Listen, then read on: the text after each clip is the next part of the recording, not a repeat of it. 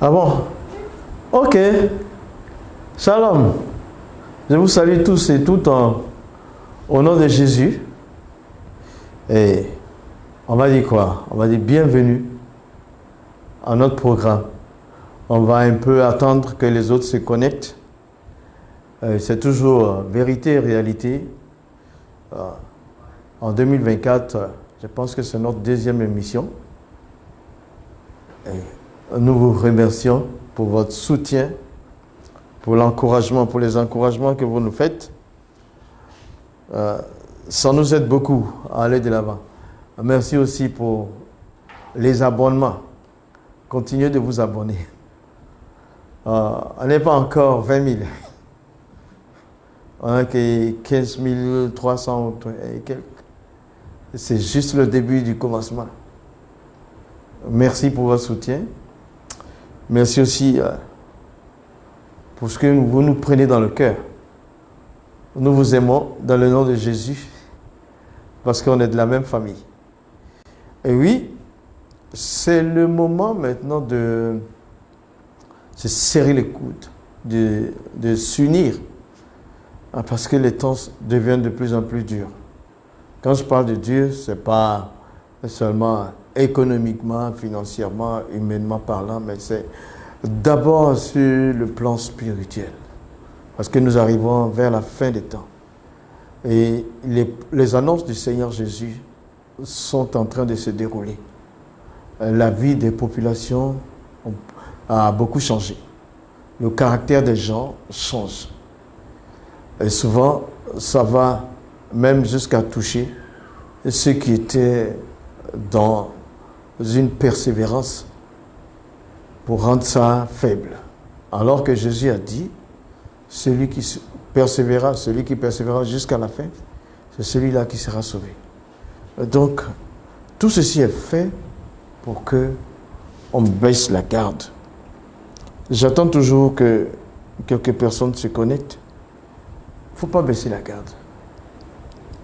Continue toujours d'aimer ton prochain, de lire la parole de Dieu, d'avoir une vie de prière qui monte de jour en jour.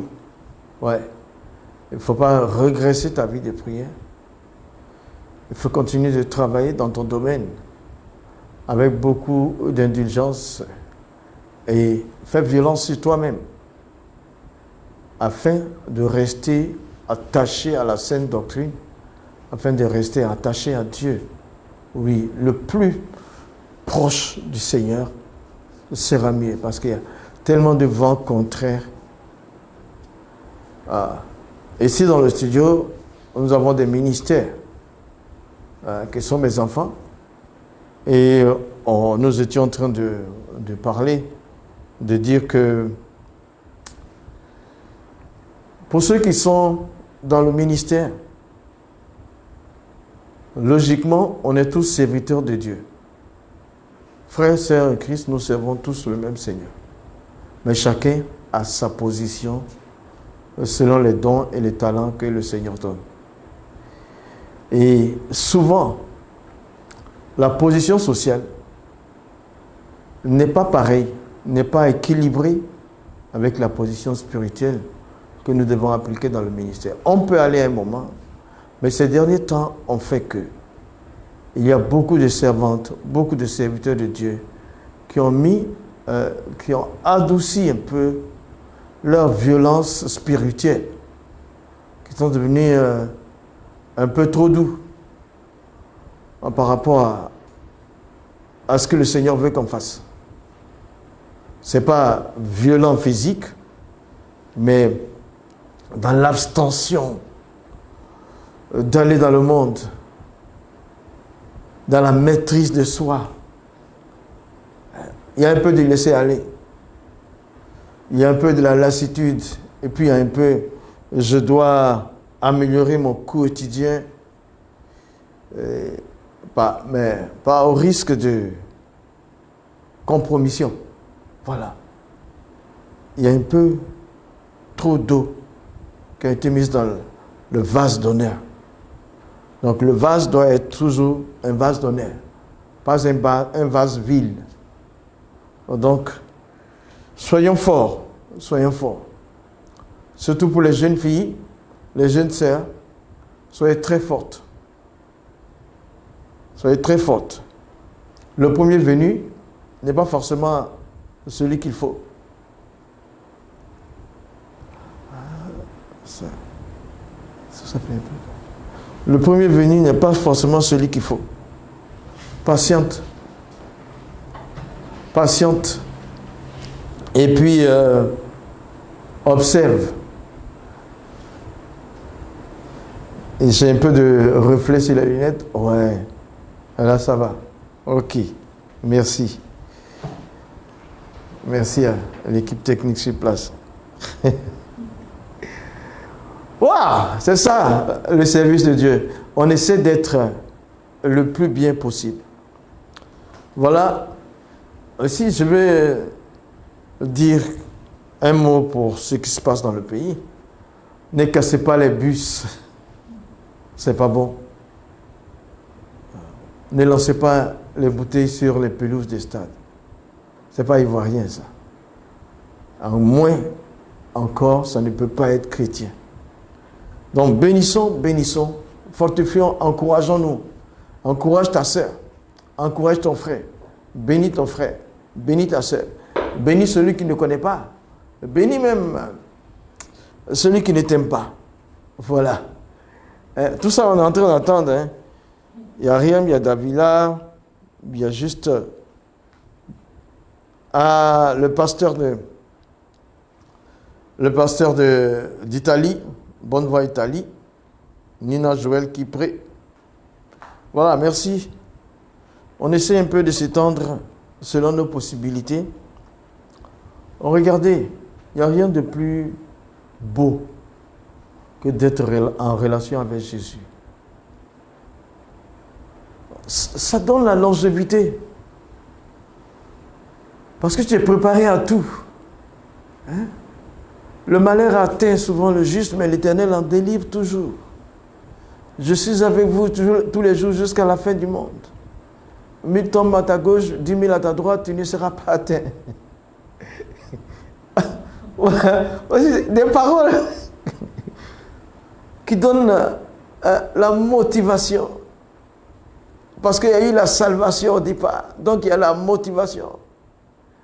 On n'est pas dans la fabrication des choses, on est dans l'authentique Jésus.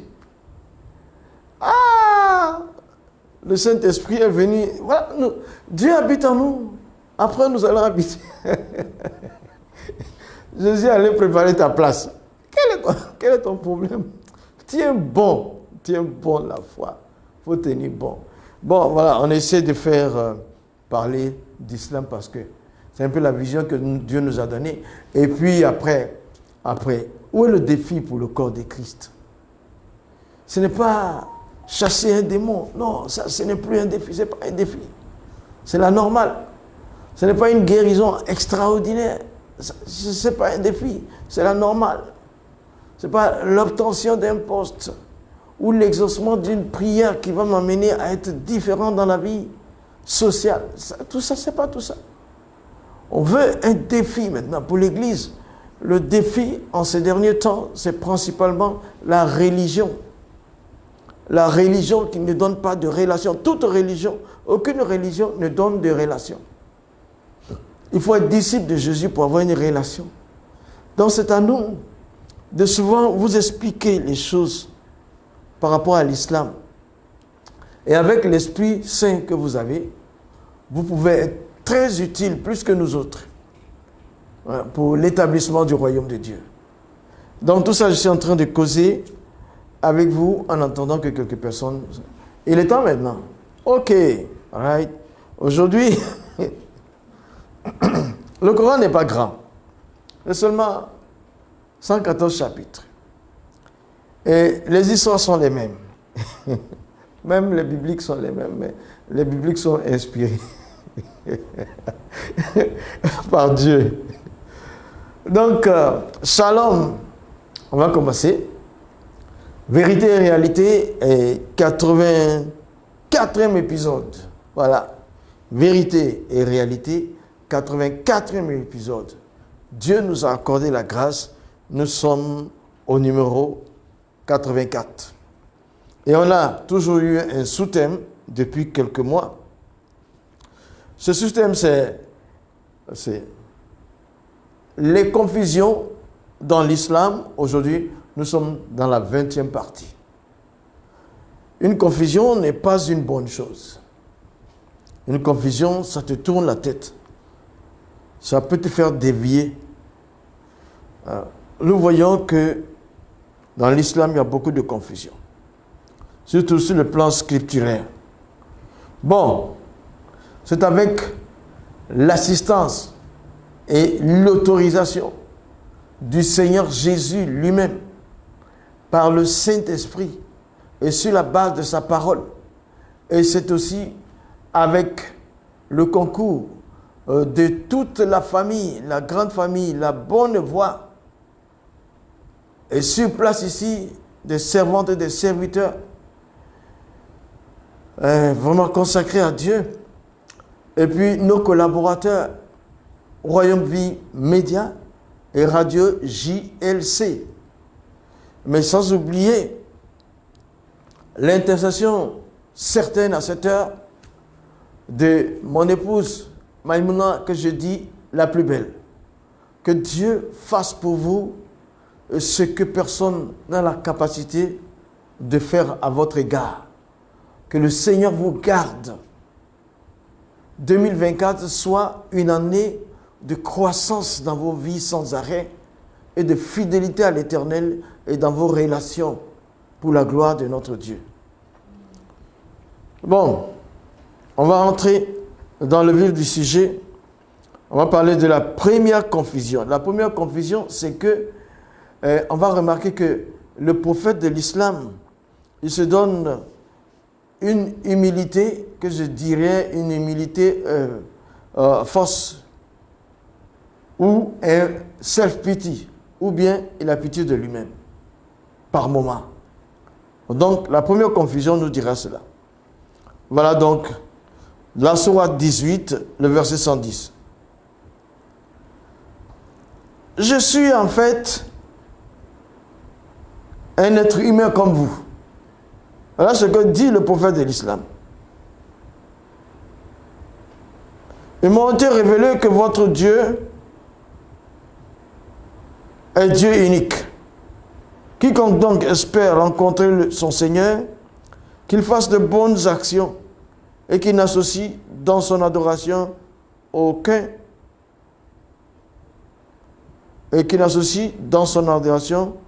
aucune autre forme d'adoration à son Seigneur. Et donc, je suis en fait un être comme vous, un être humain comme vous. Ce que je retiens ici, c'est le prophète de l'islam qui le dit. Il est un être humain comme les autres. Voilà. Quand c'est dur, il revient dans sa nature, il explique qu'il est un être humain. Il faut voir. D'accord, nous sommes d'accord. Parce que tu n'es plus sur cette terre. Le prophète de l'islam, il est parti là où les humains doivent partir. Mais là, il dit, je suis en fait un être humain comme vous. Et il est un être humain. La sourate 23, surtout 34. Si vous obéissez à un homme comme vous, vous serez alors perdant. Si vous obéissez à un homme comme vous serez alors perdant. Puisqu'il est un être humain, lui obéir peut perdre. Ça veut dire qu'il faut obéir à Allah, mais Mais si vous obéissez à un homme comme vous, vous serez alors perdant. Ça, c'est le verset 34 de la 23e sourate. Il ne faut donc pas suivre au risque de se perdre. Il ne faut pas le suivre. C'est une grande confusion. Une grande confusion.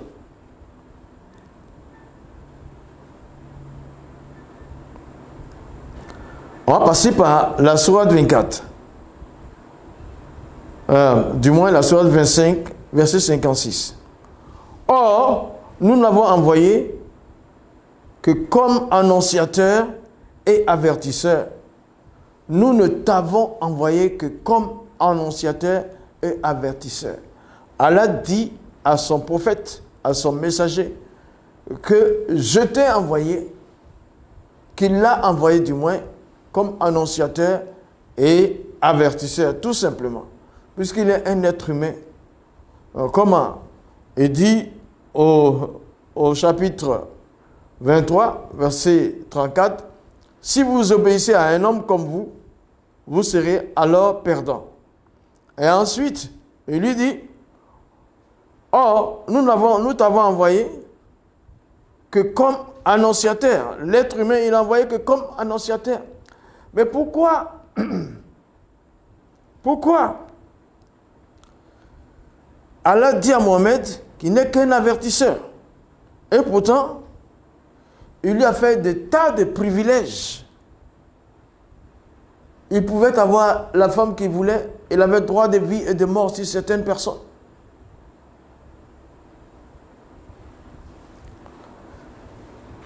Tas de privilèges. Il dit, c'est accordé à toi tout seul. Tu peux prendre toutes les femmes que ta main droite peut atteindre. Que ta main peut atteindre. Pourtant, il n'est qu'un être humain. Et obéir à un être humain peut envoyer la perdition. Or, Allah n'a envoyé que comme annonciateur. Ne l'a envoyé comme annonciateur. Un annonciateur qui est très privilégié. Les privilèges qui lui sont accordés sont immenses. Par exemple, il avait lui le droit d'avoir plusieurs épouses. Le droit de vie et mort sur certaines personnes.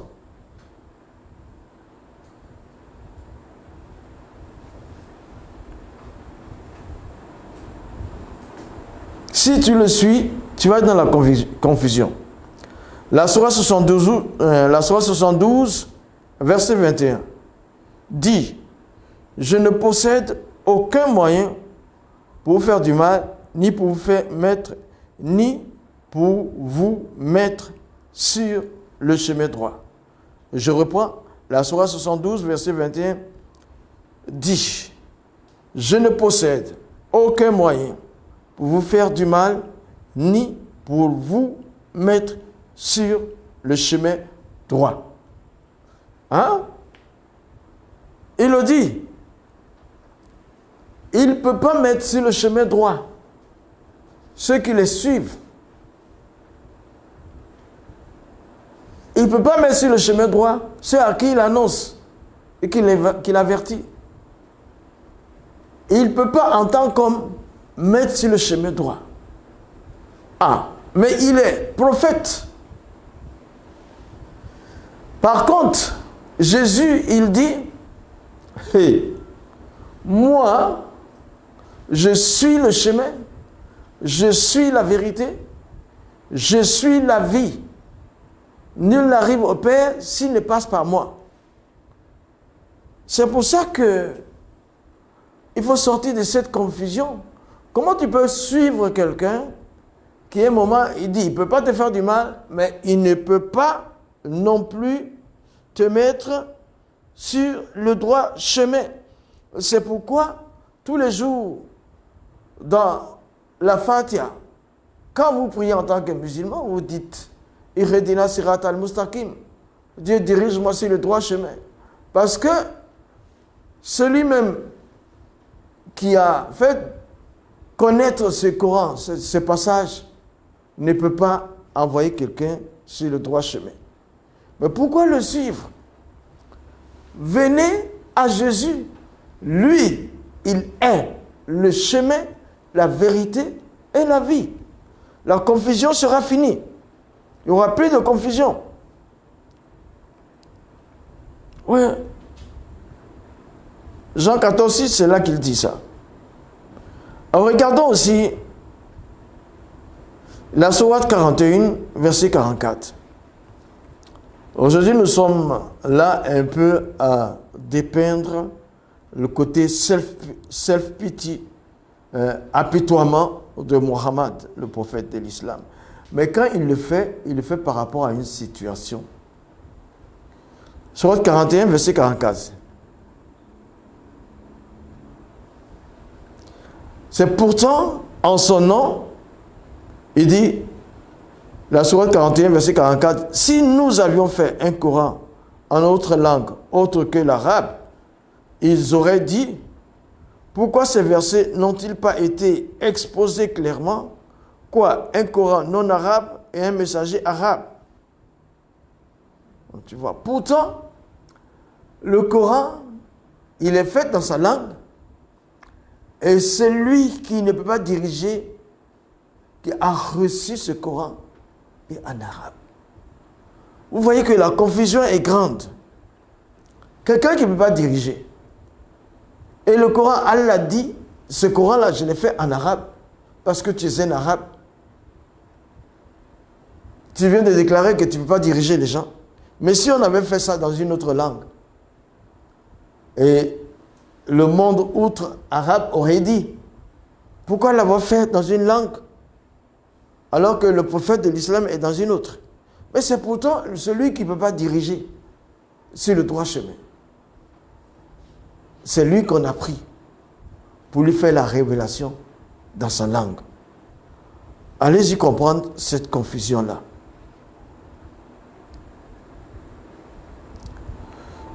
C'est très confus.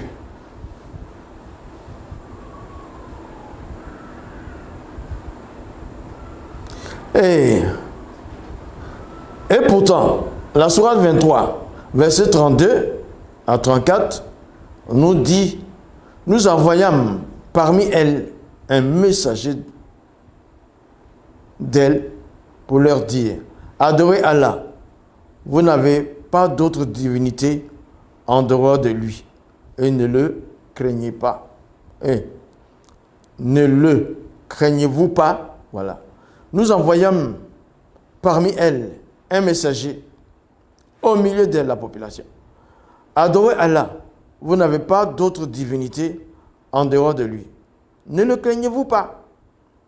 Pourtant, il y a une divinité au-dessus de Muhammad qui s'appelle Allah. Et en même temps, c'est celui-là qui donne le Coran à une personne qui ne peut pas diriger dans le droit chemin. Regardez, la confusion, elle est grande là. Celui qui n'est qu'un être humain, comme vous, dans le verset 33, les notables sont 33 de la sourate 23. Les notables de son peuple qui avaient mécru et traité de mensonges la rencontre de l'au-delà auquel nous avions accordé le luxe dans la vie présente, dire, celui-ci n'est qu'un être humain comme vous, mangeant de ce que vous mangez, buvant de ce que vous buvez. Hein? Et à celui-là, Allah a accordé la révélation du Coran. C'est un peu que il annonce ici sa faiblesse et puis en même temps, il déclare qu'il faut adorer un seul Dieu, lui qui ne peut pas diriger les gens sur le droit chemin. Mais le verset 34 de la sourate 23 dit, si vous obéissez à un homme comme vous, vous serez alors perdant. Si vous obéissez à un homme, vous serez encore perdant. Hein? Ça vient pour dire que Mohammed, si on l'obéit, on lui obéit, on est perdant. Mais Allah lui a donné sa parole. Comment faut-il faire? Et c'est lui qui est le messager. Si vous obéissez à un homme comme vous, vous obéissez à un homme comme vous serez alors perdant. C'est-à-dire que c'est la grande confusion. Si on ne peut pas obéir au messager d'Allah, pourquoi lui a-t-il donné le Coran? Maintenant, il va dire dans un hadith, Sahih Bukhari, 68-07, Sahih bin Asad a rapporté, le prophète dit, quiconque me réserve sa chasteté en me donnant, excusez-moi, c'est écrit, en me donnant ses parties intimes et sa langue, je lui garantis le paradis. Brusquement, il prend de l'autorité. Sahih Bukhari 68-07, Sahih bin Saad a rapporté que le prophète dit, Nabi, il dit, quiconque me réserve sa chasteté en me donnant ses parties intimes et sa langue, je lui garantis le paradis. Brusquement, il devient puissant dans ces hadiths-là. Au point de pouvoir donner le paradis à quelqu'un en échange de son sexe. C'est un sexe opposé qu'il a besoin.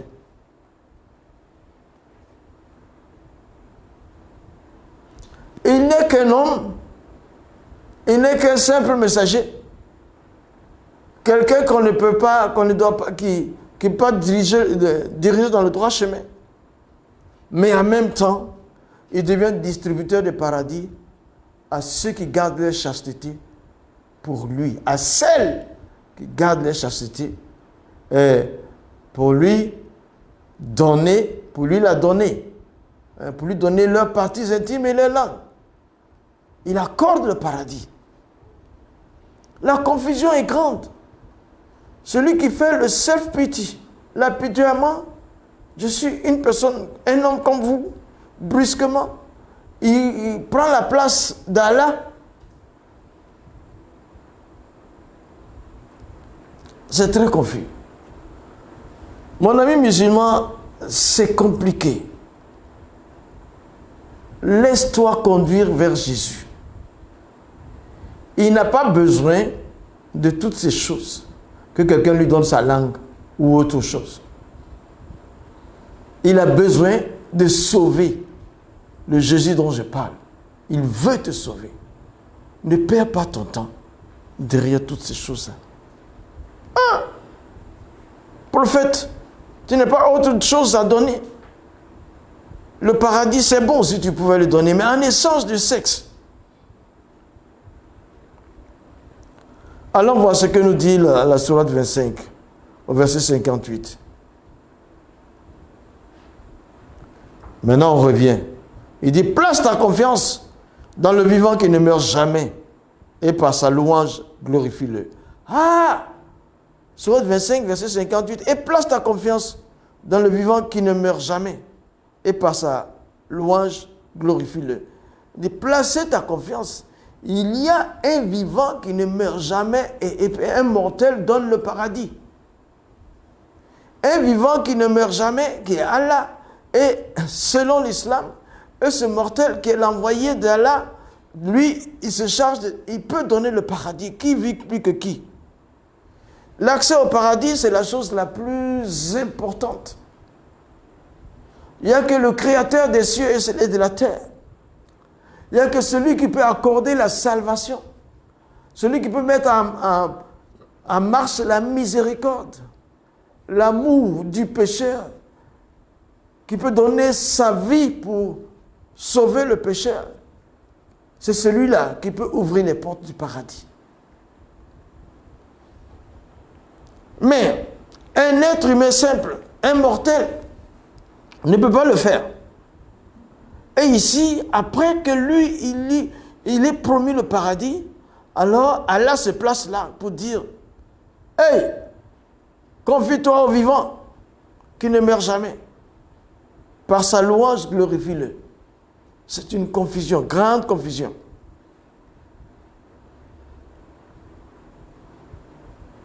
Grande confusion. Glorifie-le. Il suffit comme parfait connaisseur des péchés de ses serviteurs.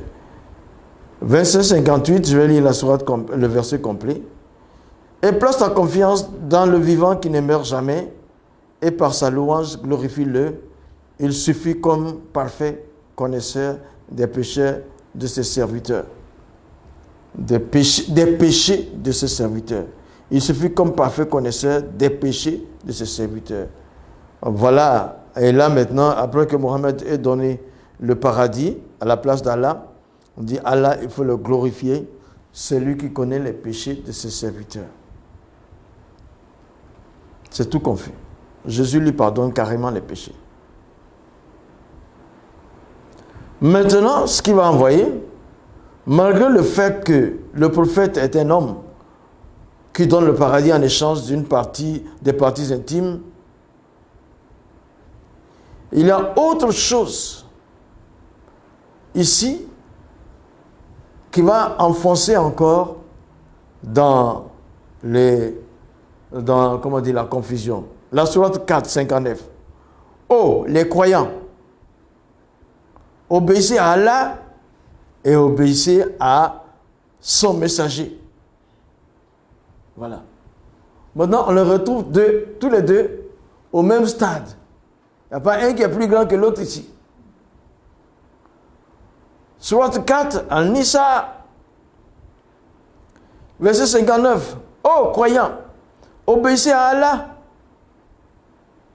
et obéissez à son messager. C'est une conjonction. Et ceux d'entre vous qui détiennent le commandement, puis si vous vous disputez en quoi que ce soit, renvoyez-la à Allah et au messager. Tu vois, même s'il y a une dispute entre vous, allez-y chercher la solution avec Allah et son messager. Parce que obéissez à Allah et son messager. Ils se retrouvent. Tu vois, c'est pour ça que Mohammed, il faisait doucement, doucement. Oh, je suis un homme comme vous. Je suis un mortel comme vous. Et brusquement, je ne peux même pas vous montrer le droit chemin. Et brusquement, il vient dire, ah, celui qui me donne la chasteté, qui fait la chasteté, en me donnant ses petits intimes et sa langue, je lui accorde le paradis. Et puis après, juste après, Allah dit, je suis le vivant, glorifiez-moi. Bon, qu'est-ce qui se passe? Et la sourate qui suit, 4e 59, oh les croyants, obéissez à Allah et son messager. Et ceux d'entre vous qui détiennent le commandement. Puis, si vous vous disputez en quoi que ce soit, envoyez la dispute à Allah et au messager. Ils sont maintenant sur le point d'égalité. Je ne sais pas si Mohammed n'est pas Allah, si Allah n'est pas Mohammed.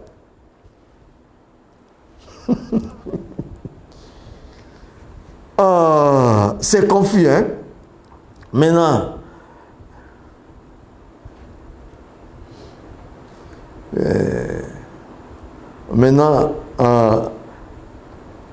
ce qui arrive, c'est pour enfoncer leurs fidèles, je parle leur au pluriel. Hein?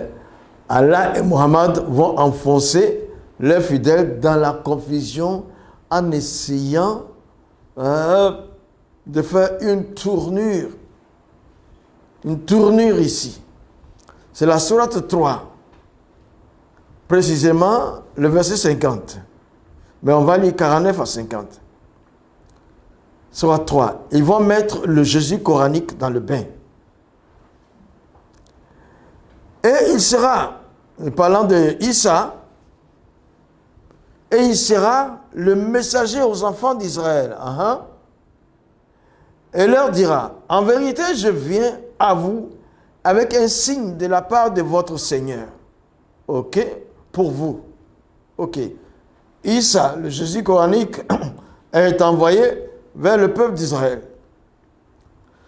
Je forme de la glaise la figure d'un oiseau. Donc il prend la glaise, c'est la terre ou c'est l'argile. Puis je souffle dedans. C'était Jésus quand il était bébé. Et par la permission d'Allah, cela devient un oiseau.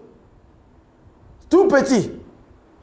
Il dit aux Israélites, je viens vers vous avec un message. Je prends la glaise. Je forme comme une figure d'oiseau. Je souffle dedans. Et ça prend vie avec la permission d'Allah. Et c'est là. Et je guéris l'aveugle né, le lépreux. Et je ressuscite les morts par la permission d'Allah. Il dit, waouh, waouh, waouh. Par la permission d'Allah, par la permission d'Allah, par la permission d'Allah. Donc le Jésus coranique en action. Et je vous apprends ce que vous devez manger et ce que vous amassez dans vos maisons. Voilà bien là un signe pour vous, si vous êtes croyant. Donc il faut un Jésus coranique, un Jésus façon, et il l'appelle Issa, pas Yeshua. Et il est petit là. Et puis il dit, je prends la glaise, je fais une forme d'oiseau, je souffle dedans, ça prend la vie. Et il va vers le peuple d'Israël. J'ai un message pour vous, écoutez, je sais faire miracle avec oiseau. Oiseau d'argile, je transforme en oiseau vivant. Avec la permission d'Allah. Il dit, l'aveugle né, je le guéris. Hein? Il dit aussi, je ressuscite les morts. Tout ça, avec la permission d'Allah. Il dit ça au peuple d'Israël. C'est-à-dire, on l'envoie vers le peuple d'Israël pour essayer de le séduire. Mais ici, quand tu parles, quand même tu prends les Jésus coraniques là, tu dis, il a fait des miracles. Et ils te disent que c'est avec la permission d'Allah. Bon, d'accord, on va prendre un peu votre Jésus coranique là. Mais quand même, il guérit, il ressuscite les morts. Aucun des prophètes dans le Coran ne l'a fait. Votre prophète Mohammed, il n'a pas ressuscité les morts. Après, vous dites c'est avec la permission d'Allah. Pourquoi Allah ne nous a pas donné la permission de le faire? Pourquoi les autres prophètes n'ont pas eu la permission d'Allah pour faire? C'est un peu une fenêtre de séduction qu'on nous renvoie. Maintenant, quand tu arrives au verset 50 de la 3e sourate, il dit, et je confirme ce qu'il y a dans la Torah, révélé avant moi. Voilà. La Torah est écrite avant Jésus. Il dit, je confirme ça. Quand il dit ça aux Israélites, ils sont bien contents. Et je vous rends licite une partie de ce qui est interdit. Et j'ai certes apporté un signe de votre Seigneur.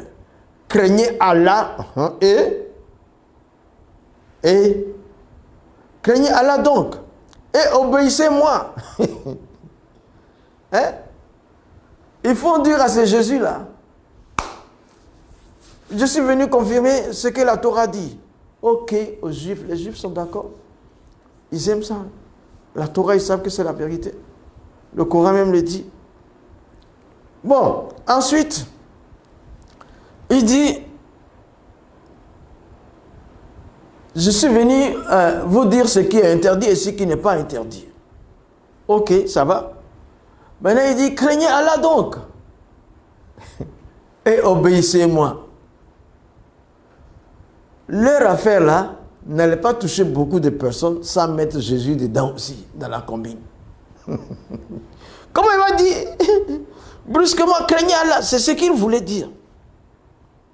Et puis ils ont mis, obéissez-moi aussi, pour avoir plus de confusion. Comme ils ont dit déjà à Mohammed, que Mohammed n'a fait aucun miracle. Il dit, croyez en Allah et son messager. Obéissez à Allah et son messager. Si vous avez des conflits, venez trouver Allah et son messager. Pour les mettre sur le point, même chose. Et puis, attends, l'affaire là, il va manquer quelque chose. Parce que Jésus, si tu ne le mets pas dans ta sauce, c'est pas bon. Tu ne le mets pas dans ton affaire, ça ne va pas marcher. Donc, c'est Isa qu'on a fabriqué là. Il va un peu parler aux Israélites et en dernière minute, il va dire Israélites, croyez en Allah donc. Et obéissez-moi quand même. C'est la grande confusion. La grande confusion. Le Jésus coranique a été mêlé dans l'affaire pour qu'elle soit sérieuse. Mais Jésus coranique, Isa, il n'est que coranique. Il n'est pas couronné, ce n'est pas le vrai Jésus. Ce n'est pas Yeshua. Celui qui, dans la Bible, ressuscite les morts. Avec sa propre permission lui-même. Quand il était mort, il s'est lui-même ressuscité. Il a guéri les aveugles et les boiteux ont marché. Le vrai Jésus, ça c'est Yeshua, le Sauveur. Et il est mort sur la croix. Il est sorti d'entre les morts lui-même. La confusion est grande. Sors de l'islam, cher ami. Dans une autre langue, on dirait stay away from Islam. Viens à Jésus tranquillement. Enfin, je vais apporter la deuxième confusion qui sera la dernière. C'est qu'un seul verset par rapport à Abraham et son fils. Abraham et son fils. Lequel des deux enfants d'Abraham a été sacrifié? Voici le Coran. Sourate 37, verset 102. Oh mon fils, je me vois en songe en train de t'immoler. Vois donc ce que tu en penses. Réponse du fils. Oh mon cher père, fais ce qui t'est commandé. Tu me trouveras, s'il plaît à Allah, du nombre des endurants. Donc ici, la sourate 37, verset 102. Oh mon fils, je me vois en songe en train de t'immoler. Ça c'est Abraham coranique qui dit. Vois donc ce que tu en penses. Il demande à son fils. Mais on ne dit pas le nom du fils de A. Réponse du fils sans nom. Oh mon cher père, fais ce qui t'est commandé. Tu me trouveras, s'il plaît à Allah, du nombre des endurants. Ici, là, de façon générale, les musulmans affirment que l'enfant immolé dans le Coran est Ismaël. Ils ne peuvent pas dire que c'est Isaac qui est le fils de la promesse. Mais c'est faux. Avant eux, la Bible nous a déjà dit clairement. Dans Genèse 22, verset 1 à 2, c'est là, c'était Isaac. C'est clairement dit, Isaac. Mais des musulmans, dans la rue, ils disent c'est Ismaël, alors que vous voyez ici, le verset 102 ne mentionne pas le nom de l'enfant. Donc, si vous êtes dans le doute, allez demander à ceux qui lisent la parole de Dieu avant vous. Sourate 10, 94. C'est là qu'il faut aller demander. Mais s'arrêter là et affirmer que c'est Ismaël, ce n'est pas la vérité. Et il y a des preuves de cela. Parce que, d'abord, Ismaël est cité 12 fois dans le Coran. Et Isaac est cité 17 fois dans le Coran. On ne voit pas le nom de la maman d'Ismaël dans le Coran. Cependant, c'est Isaac qui est mentionné à côté d'Abraham, même dans le Coran, plusieurs fois. Donc, des gens comme Al-Tabari, Al-Qurtubi, Al-Samani, et tous ont dit qu'il s'agit bien d'Isaac, non Ismaël. Et dans la Genèse 22, versets 1 et 2, c'est Isaac. Donc Ismaël même, dans le Coran, C'est plutôt quand on parle d'Abraham, on parle d'Ismaël, on parle d'Isaac à côté. On ne sait pas qui est la maman d'Ismaël, mais Isaac est cité. La mère d'Isaac est bien citée.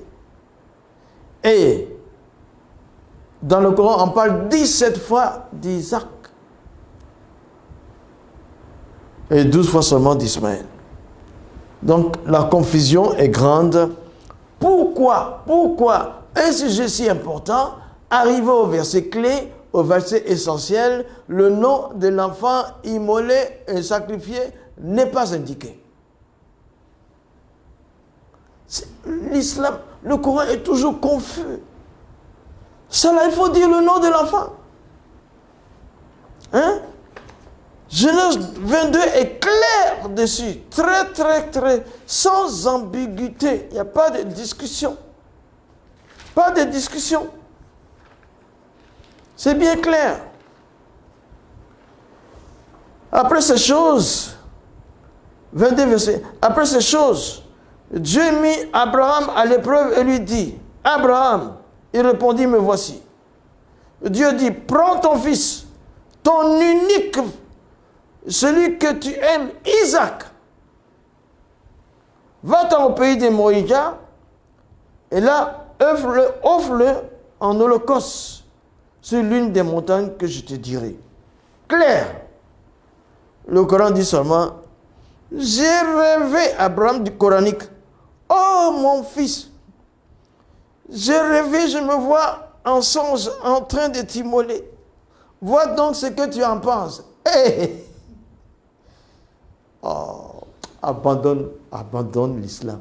Abandonne l'islam. Sors de la confusion. Viens à Jésus. Tout simplement. Ce sera la bonne nouvelle pour ton âme. Trop de confusion. Et puis ne t'évertue pas à dire que c'est Ismaël. Parce que même dans le Coran, le plus proche d'Abraham, c'est toujours Isaac. Isaac, Isaac, Isaac, Isaac. 17 fois cité. Ismaël, c'est que 12 fois. N'essaie pas d'arranger quelque chose. Il ne faut pas essayer. C'est Isaac qui est le fils de la promesse. Ah, viens à Jésus. Viens à Jésus. Tout simplement. Come to Jesus. Viens. Il est le chemin, la vérité et la vie. Comme Mohammed ne peut pas donner le bon chemin. Il est le chemin, la vérité et la vie. Viens à Jésus. Viens à Jésus. Ce sera bon pour toi. Une très bonne nouvelle pour toi. Ne regarde pas, tes parents sont des musulmans. Ne regarde pas, tout mon village est musulman. Ne regarde pas, l'islam est visiblement grand. Les vendredis, les jours de Tabaski, les jours de Ramadan, après la Ramadan, on voit un grand nombre, même boubou, etc. C'est bien, ce sont des êtres humains bien religieux, mais le salut n'y est pas. Viens à Jésus. Viens à Jésus, ton âme sera sauvée. Je l'ai fait il y a 36 ans. J'ai passé 35 ans là dans l'islam. Et maintenant, j'ai fait 36 ans, 36e année en Christ. Il n'y a rien, il n'y a pas de salvation. Il n'y a pas de salvation. La vérité est là. Un verset essentiel. Il n'y a pas le nom de la personne qui doit être sacrifiée. Viens dans la Bible. C'est bien clair. C'est bien clair. La parole de Dieu, c'est la Bible. Que le Seigneur te bénisse. Le salut est ouvert pour toi. Viens à Jésus. Vous les frères, sœurs en Christ, j'ai cité ces versets-là pour que ça vous serve. Que le Seigneur bénisse l'Église. Que le Seigneur bénisse aussi les musulmans. Le Seigneur vous bénisse. Parce que vous n'êtes pas candidats pour l'enfer. Vous êtes des futurs serviteurs de Jésus. Que Dieu vous garde, vous bénisse au nom de Jésus. Shalom, shalom, shalom. N'oubliez pas surtout de vous abonner à la page Facebook Pasteur Moussa Kone. N'oubliez pas surtout de nous suivre sur TikTok. Que le Seigneur. N'oubliez pas surtout de nous suivre sur YouTube, Instagram, tout. Nous passons par ces réseaux-là pour que une certaine vérité, une vérité réelle vous parvienne à l'oreille et que vous fassiez un bon comeback.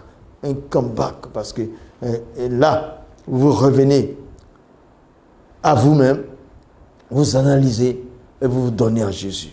Merci donc. Shalom.